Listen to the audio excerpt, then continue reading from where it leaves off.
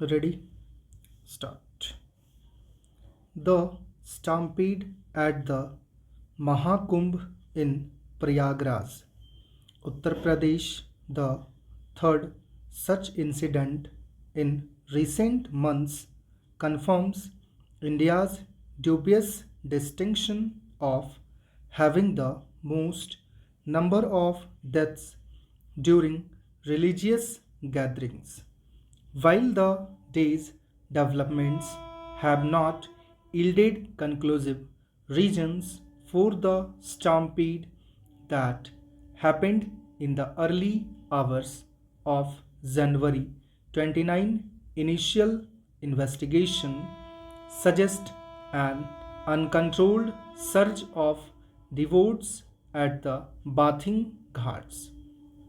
The Uttar Pradesh government had estimated that 100 million people would have their holy dips on Mauni Amavasya, an auspicious occasion which fell on January 29. According to government estimates, more than a third of those who were expected had performed the ritual early, 36 million people by 10 am, despite temporary closures of the roads leading to Prayagraj after the stampede. This measure of regulating traffic into the city could have been proactively implemented, ensuring a steady and manageable stream of devotees as the government was well aware of a surge in numbers. The focus, unsurprisingly, is again on the lack of crowd management and the prioritization of VIP visitors over the common man.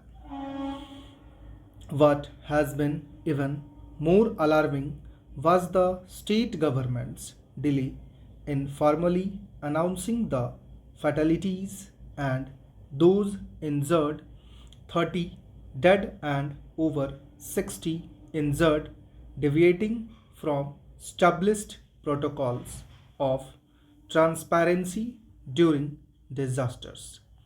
It is reminiscent of the opacity of Chief Minister Yogi Adityanath and his government after the widespread deaths during the second COVID 19 wave in March 2021.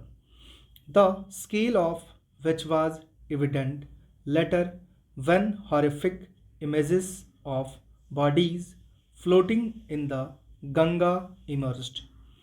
This is the sixth stampede in one of the Kumbhs in the past 70 years, an event that takes place every 3 years at one of four holy sites for Hindus at Prayagraj, Haridwar, Nashik, and Ujjain. While the reasons for each stampede have been different, they still point to either a lack of fire safety, crowd mismanagement, and VIPs disruptions or creaking infrastructure. They also indicate a post facto treatment of the cause and a disregard for holistic planning. The state government has been most innovative in managing the 45-day long Mahakumbh with aerial surveillance and a tracking of mobile movements to monitor people. It is also an unprecedented achievement to even attempt to handle a population, although transitionary, that is twice that of Uttar Pradesh between January 13 and February 26th when the Mahakumbh ends.